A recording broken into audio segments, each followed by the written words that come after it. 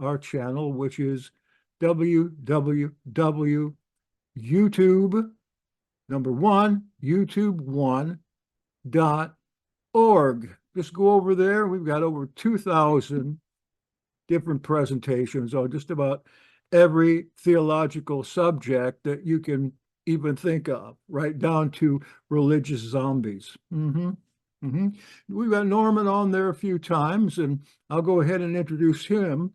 I was playing around with what was called then the Enoch calendar about 10 or 12 years ago. And I solicited people that I thought were working on it to see their calendar, because we were in something of a calendar conundrum at that time. Nobody knew what festival calendar was authentic.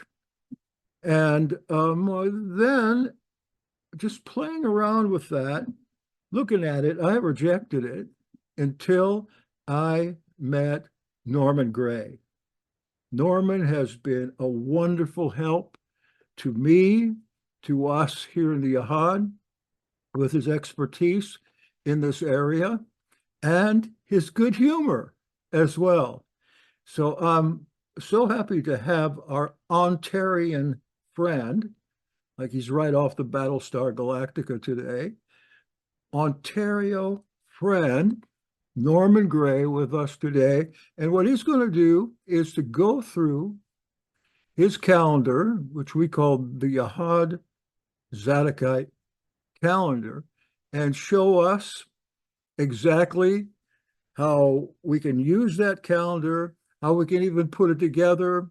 I don't want to take his thunder away here, but he'll answer questions as well. And I'll try to help out if I can. So without further ado, let's see if we can get Norman up here.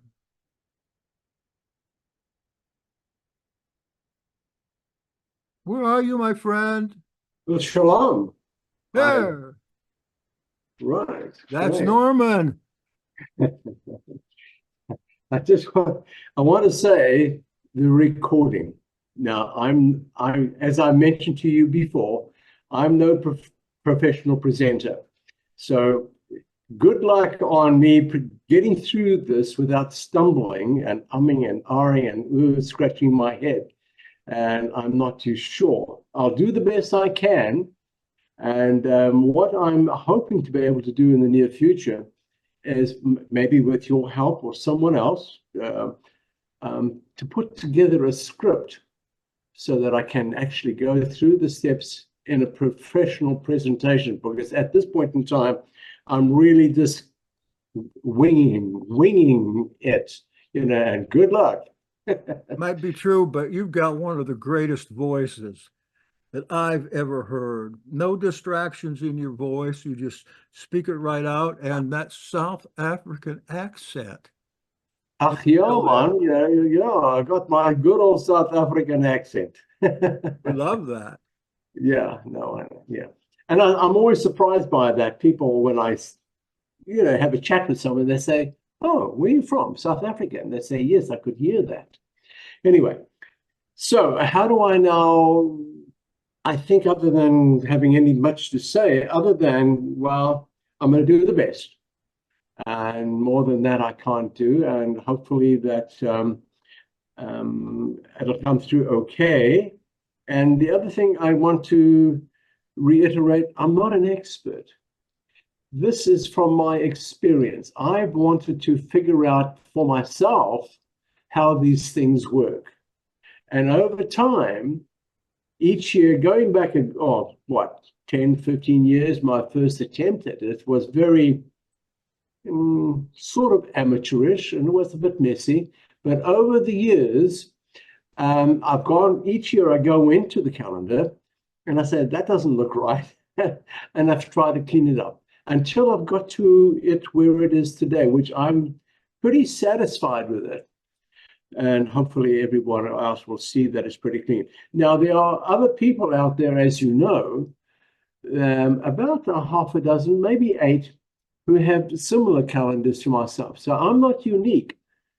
There are excellent other calendars. And the challenge that I've had in the past with a lot of these other presenters is that they they've presented the calendar as the Zadok header, you know, in the bold type, which is fine. But if Jackson were to invite me and he say, Norman, I want to meet with you on the, let me see, the 26th of the third month on the Zadok calendar, I'm going to say, what? When? We wouldn't know. I wouldn't know. So I would have to look at the Gregorian calendar and say, oh, that's the 13th of June, 2024. Well, it's not for that. It's not a secular calendar. It's just for festival. And a lot of people ask that question, you know, can I put my doctor's appointment on here? No, you can't. It's a sacred calendar, and that's not what it's for. Well, the sacred calendar is, as you'll see the way I've designed it, I've got this Zadok calendar with its dates, and then the Gregorian just below it, underneath it. And that is where we, the Western world, in fact, I would say the whole world today is on that calendar. You have to be on if you want to trade.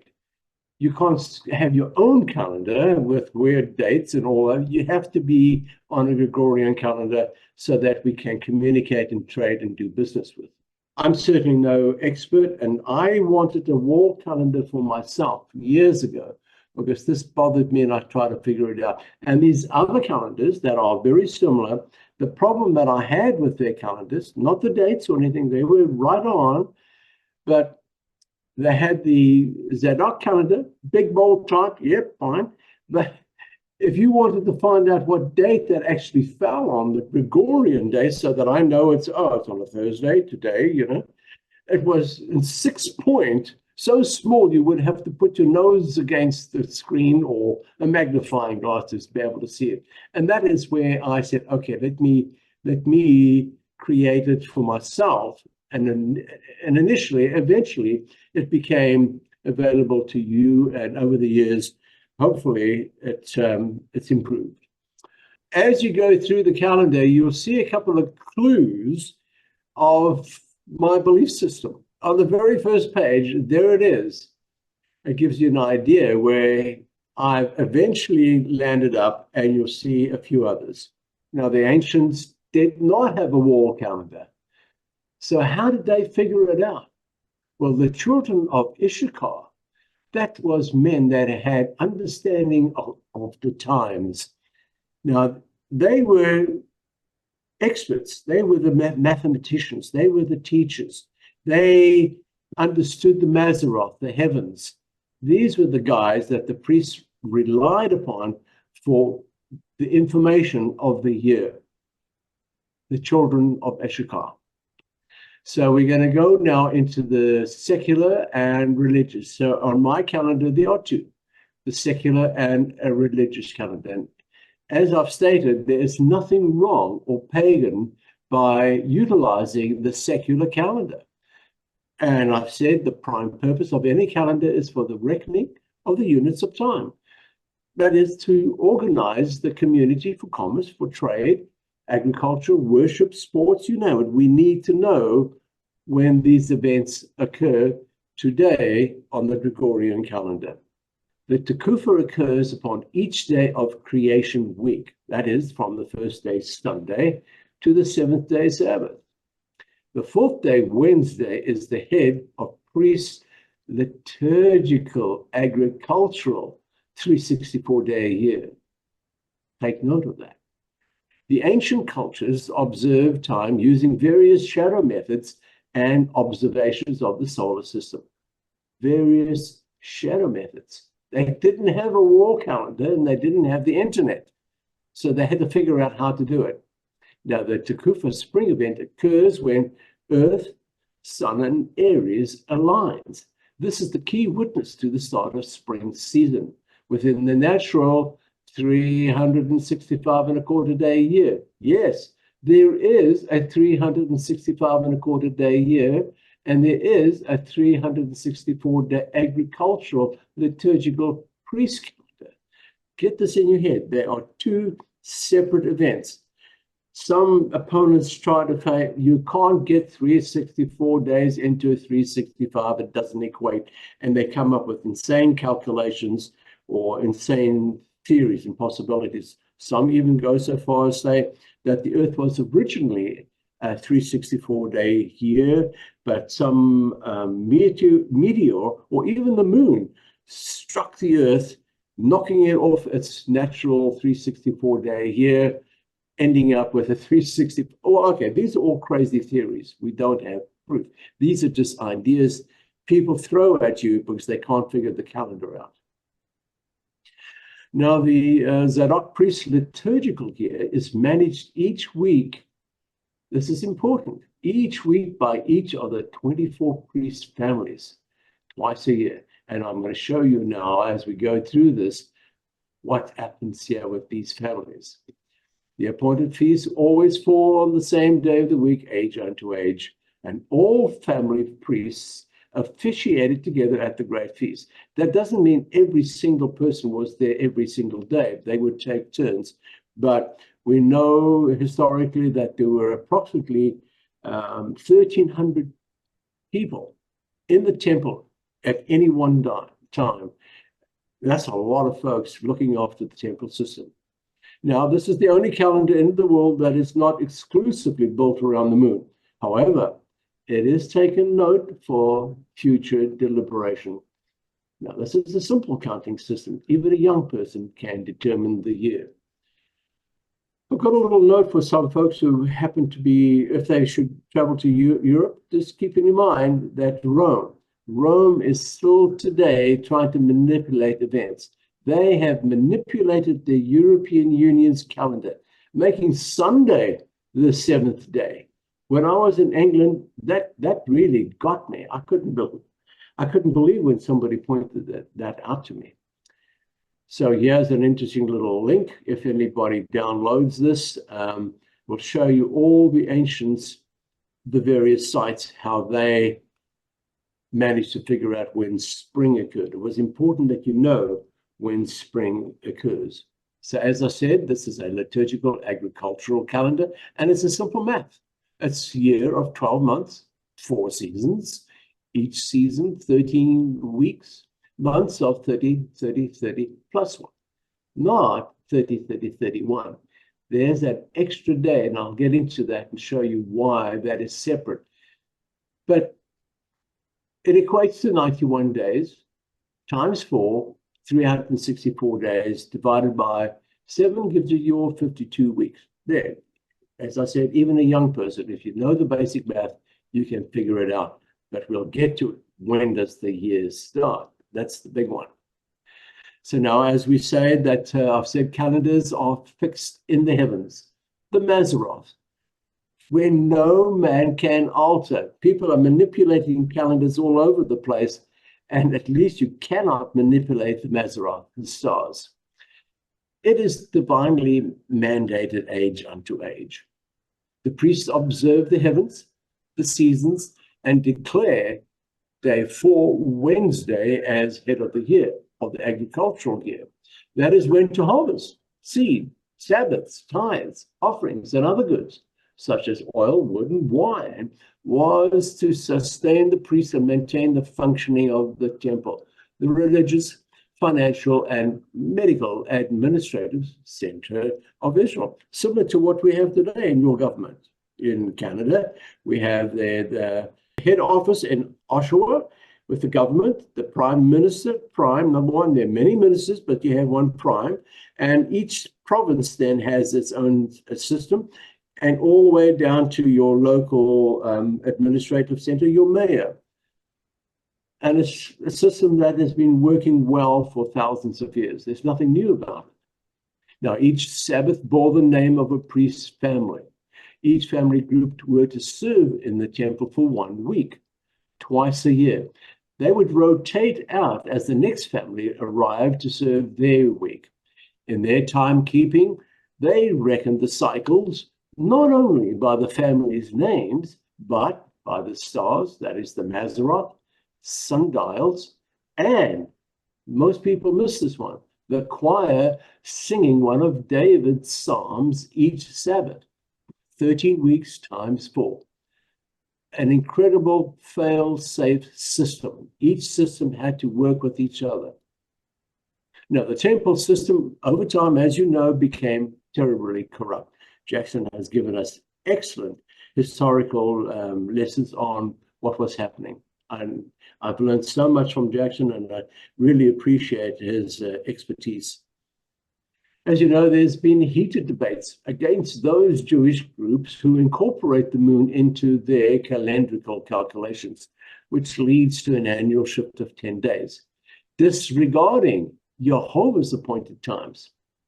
Infighting among the various groups, vying for position as head and control of the temple, forced many, such as the Ebionites, the Nazareans, and many others. Now, there were many other names, and I've come across this recently, some of them, and I thought maybe I'll put them in for my next publication of this. So these Ebionites and the Nazareans and the priests abandoned Jerusalem, and the priests taking with them the writings to reassemble at Qumran as sons of light. Important that you get this into your head. The priests taking with them the writings, existing writings, not written by the Essenes. These writings were ancient. The priests took with them to Qumran as sons of light. But when they saw what was happening, they knew that the Rome was coming to them next, and they hid the writings in the caves. Now, the Zadok priests and the rabbinic oral laws reflect the opposing views of competing groups and demonstrates the intense arguments surrounding the calendar and the entire conception of the source of marking time, solar or moon. Now, given that the calendar is still a major marker of religious identity, even today, these debates are not merely academic, but have far-reaching implications, forcing many to mark their affiliation with one group or another by celebrating the festivals according to that group's calendar. So, folks, your choice of one of three determine whom you serve. Rome and its daughters, as you know, is an antinomian system. The rabbinic variable moons, their appointed times, or Jehovah's Mazaroth, the Creator's appointed times. So, your choice determines your fealty. And I got a little note down at the bottom. It is written. Well, if you speak to most King James only, they say, no, it's written in Genesis 1:14, sun, moon, and stars were made on day 4. Made. Well, my question to that is, and it's bothered me, and I've read that time and time again. I scratched my head around that. If these objects were not made until the 4th day, how could there be an evening and morning on the 1st day? Does not vegetation require sunlight on day 3? And then, this one really got me. On Genesis 1:28, there's a little word there saying restore. You don't restore something that has just been made, you know, the whole creations. You don't restore it. There's something going on there to have that word restore. But that's another study for later. All right, let's have a look now at how does the whole system work. There was a gentleman going back a long time ago when I was struggling with this, and excellent. He was Jerry Morris. I think many may have come across him, but he's no longer with us. But he had the skill and the ability to figure out these numbers. His trade was a land surveyor, and not just your local, neighbor. Here's my fence. No, he was massive farms. He had to figure out exactly where the fence was demarcating the two farms. And boy, you had to know what you were doing. And Jerry came up and he helped me with figure out these numbers. So you see here up at the top where the book of Enoch says, in the reckoning of all their days in which the sun traverses the heavens, here's the sun traversing the heavens, entering into and departing from the portals for 30 days. So the sun comes in for 30 days, each and every one of these portals. This is here. There are 6 portals, these little vertical things, 12 gates. Now, I didn't know how to draw the gates. So these little spiky things represent the gate or windows. There are 4 dividing seasons: spring, summer, autumn, winter. And the sun with this little icon over here, 4 dividing season days. See this little dot, dot, dot? I got them here. These are the dividing seasonal days. And of course, the sun retrogrades in portal 6 and 1. Now, what does that mean? It means it turns around. Well, the sun doesn't turn around. Basically, the figure 8, you've seen the figure 8. You've all seen this. It does that. So this is your typical infinity symbol. There it is there. It would travel like this over time, indefinitely, year after year after year after year, indefinitely. So I hope you get an idea of what's going on here. We're now the dividing forward. He talks about the sun travels throughout these portals together with the 4, which divide the 4 portions of the year. Yeah, the 4 portions, 1, 2, 3, 4. In this way, he rises in the first. Now, this is where I got confused. You know, Western guys starts here, first, 1, 2, 3. No, it's in the first, March, the great portal. So yeah, we have the 12 months: March, April, May, June, July, August, September, October, November, December, January, February, and repeats. But yeah, you have the 6 portals. The great portal is where your spring event occurs, always. Somebody took pictures of this up top here, where you see the sun rising due east, summer solstice, and the winter solstice. Here's an interesting little note. The equinox is a calculated event. They knew how to calculate it. They were math experts. And this year, 2024, the calculated exact time when everything lines up occurs at 05, just past 5 o'clock in the morning. But that is still below the horizon. The ancients they knew the calculations, but they waited for the sunrise. And the priests were to face their inner sanctuary as the rising sunlight shone off the gold in the temple, declaring spring. Now, unfortunately, as you know, history, they became corrupt. They didn't face the inner sanctuary. They turned their back to the sanctuary, and they were observing the sun rising.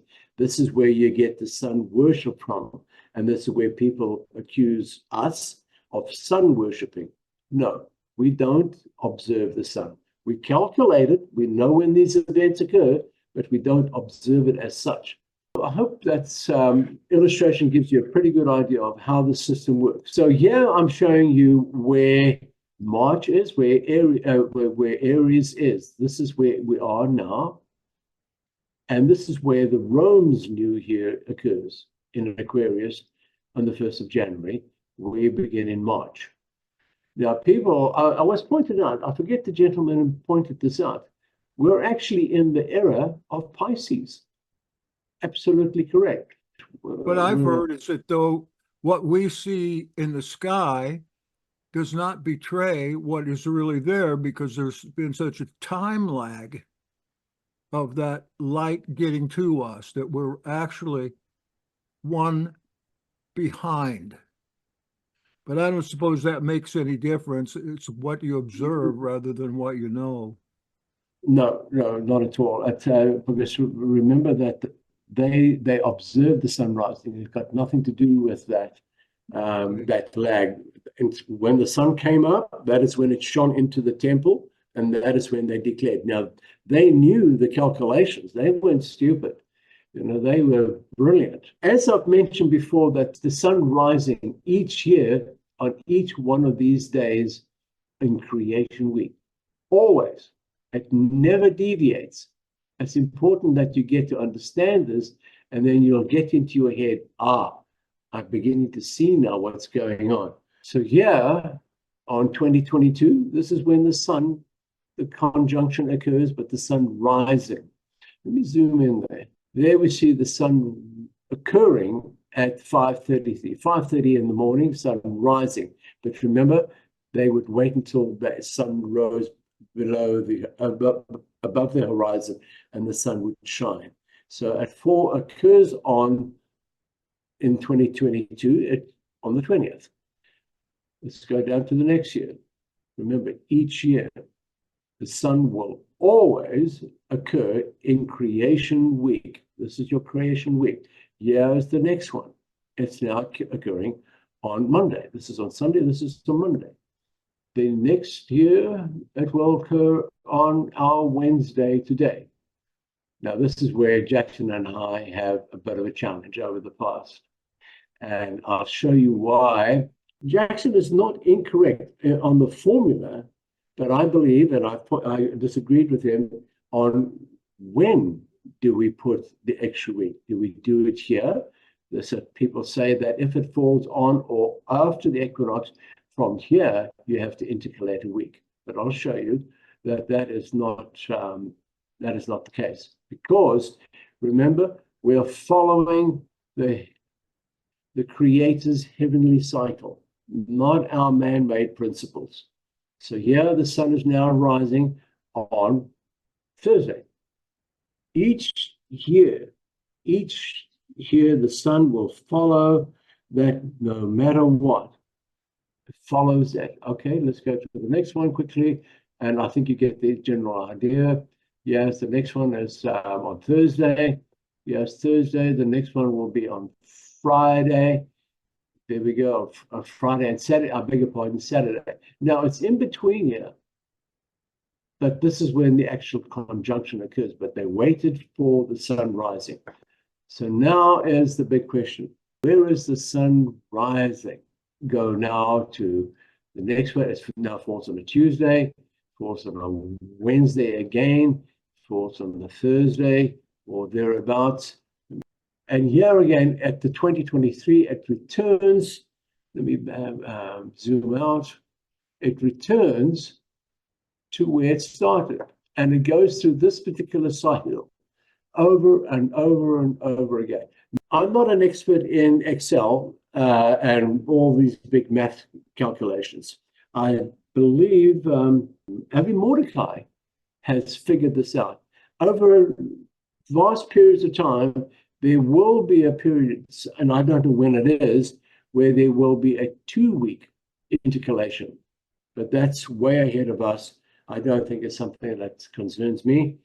But anyway, so here we have some notes. Spring event. Spring arrives each year. Spring event occurs each year on each day of creation week, as I said. But here it is here. Spring arrives March the 20th. There it is, March the 20th. At its appointed time, it obeys Jehovah's schedule. He doesn't wander out thinking, well, I don't like it there, I'm going to go somewhere else. Not possible. It's at its appointed time in creation week. And the head of the year is in spring season. This is the spring season. Now, I know some may disagree to call the days year something else. However, spring event will not be denied its course. It rules all of mankind's activities. Where did I get this information from? You guys have it as well. It's easily available. Delete. There it is. Where did you say? Okay, it's on your calendar. Everybody's got a calendar. There it is. There. You click on here, and there's your calendar. I got it. It's here, June 24th. You go to your dates. What year do you want? You want March. It'll tell you exactly 2024. Where's 2024? The 20th. There's the 20th. There's. Oh, we're seeing the 20th each time. And always falls on the set. Sometimes it can fall on the 19th, and very rarely on the 25th. But on an average, we're talking averages now.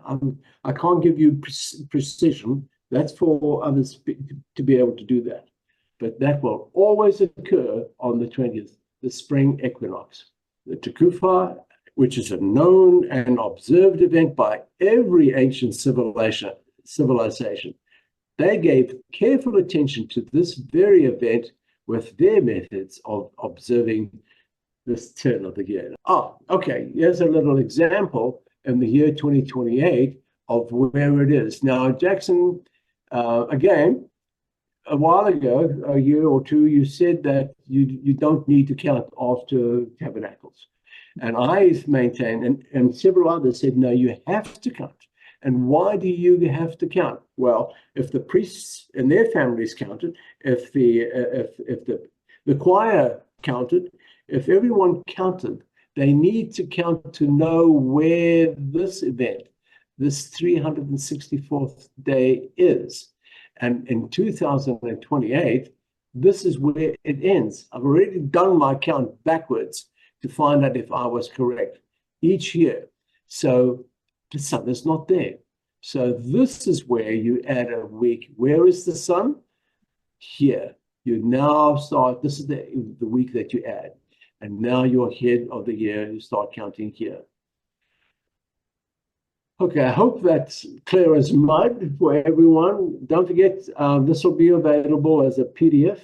I'll send it to Jackson, and you'll be able to go over it with a fine-tooth comb and find fault with it. All right, I think this is the end of that, and I think we are now into the actual calendar itself. Now, I've got this maybe a little busy. I'm thinking of maybe changing this for next year, but basically, if we're going to follow the Mazzaroth, I need to know where we are. We're in the era of Aries, but as we've said, we're in the era of Pisces. And it's a pity that I couldn't show you that, but I think if I, when I send this a PDF, I'll separate that page, and it'll be a separate page, and you'll be able to see it. So here we have a diagram to remind you of my illustration that I had of how the seasons work and how the sun moves. Here we are in spring. Month 1, here it is here, on the Gregorian calendar. So the Gregorian calendar is now, I will know on the 20th of March this year, it was here. There it is, spring was arriving there. It's the 4th portal. Then get your head around these portals. This is just a reminder of how our seasons work. So I'm going to go through this fairly quickly now. Oh, except this. I said this, I've not made any alterations or additions, except there's something that has bothered me for the longest time. And this is not an alteration or an addition, but it's an idea that I'm saying, wait, there's something not fully right. And remember, Rome has constantly adjusting scripture to conform to their system. Scripture has been manipulated, and Jackson has given us excellent studies on that.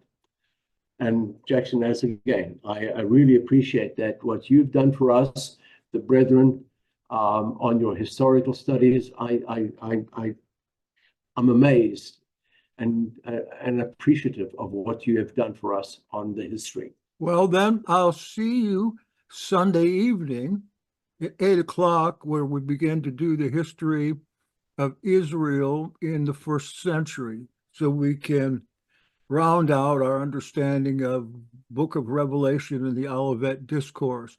Just a little advertisement, same channel. I'll see you then. Got it. I'll be there. All right. So what has bothered me? The Lord's Supper. Most people would put the Lord's Supper on the 13th, just before the Passover day. And remember, my days start at sunup, not at midnight.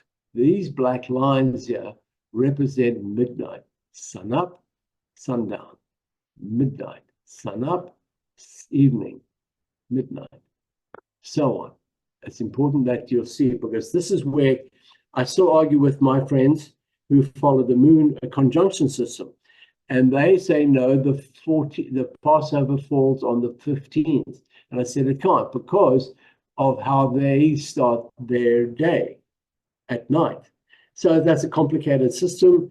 And this is where the confusion lies on when the actual Passover, when did Christ die, all that kind of stuff. So, but most people put it here. So let me just zoom in again. The priests were debating 2 days before the Passover on scheme on how to arrest Christ and kill him.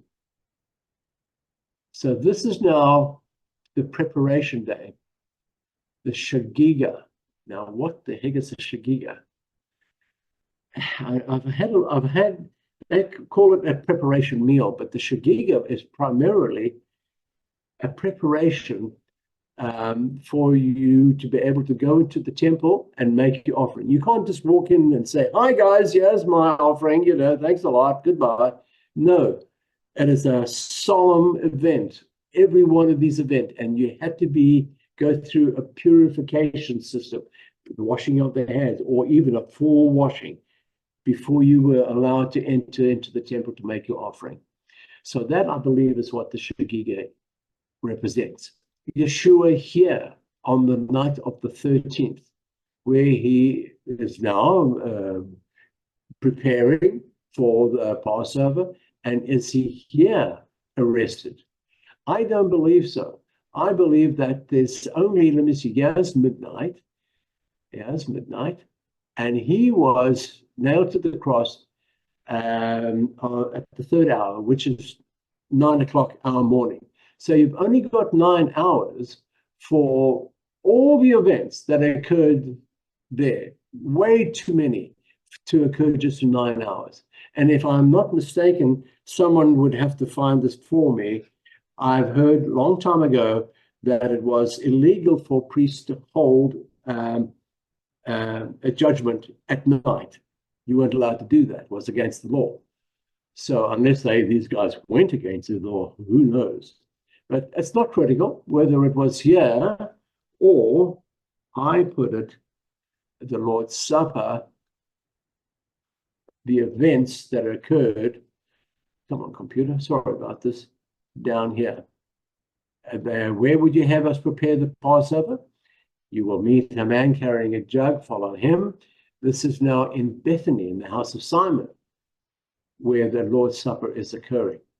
And supper being ended, oh, by the way, on the 10th day, you are to set the lamb apart. I believe Christ was the lamb, and he obeyed, and he was on the 10th day observing this law, the 10th day to be set apart.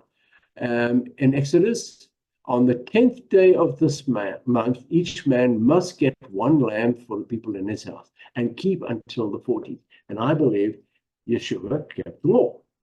He was set aside. This is where he had his supper. Now, what is going on here at the supper being ended? This is where I've now got this picture that I keep going to. Let's see if I can go to it now. This one. This event that is occurring is not the Passover meal. It is a gathering of the disciples with their family, friends, and Yeshua for their graduation ceremony and preparing for Passover. Remember, these disciples were not just hanging around with Christ. Christ was preparing his disciples for what was coming ahead. They would be able to teach everything. Yes. So this is a graduation ceremony that's going on here. And it's at this night, Yeshua institutes for the 12 new symbolic ordinances. And he begins first by washing the disciples' feet. What? They object. And he explains they are to be as servants. This is not about showing humility. So what's going on here? Every household, every wealthy household had a servant. And when you came in to visit, the servant would wash the visitor's feet, because they wore sandals. You can't come traipsing into this beautiful carpeted place and, with dirty feet. And this is what it represents. This is why he was washing their feet